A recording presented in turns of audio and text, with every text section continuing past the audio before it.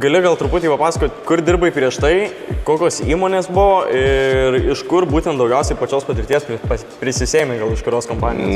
Ir kaip būtent atsiradai, kai auto, kaip sugalvojai va čia įsidarbinti. Pradedant nuo to, kad patirtis, tai pakeitęs tikrai daug darbų. Dauguma mechanikų migruoja nemažai dėl normalių priežasčių, sąlygų, algų, nepaskaičiavimų ir taip toliau. Įmonių gal neminėsim, nes pusės turbūt ir nebeprisimenu. Didelę patirtį, ypač kas liečia prie variklių, tai surinkau dirbdamas Vokietijoje. Ten buvo šefas, kuris pats visada tepaluose irgi paskendęs. Vaikščianti enciklopediją mašinų, tai jam pasakai, nesvarbu kokį variklis tau pasakys cilindro diametrą, indeklų diametrą, jisai nereikia jam jokio Google'o ar kažkokių katalogų, tai aš su juo dirbau ir aš tikrai didelę patirtį, kas liečia būtent ne taip, kad apskričiai kaip mechanikas, bet kas liečia pačią jau grinai variklių lindimą, tai va ten vieną didžiausių patirčių ir labiausiai daugiausiai visko išmokau, ta prasme iš to žmogaus.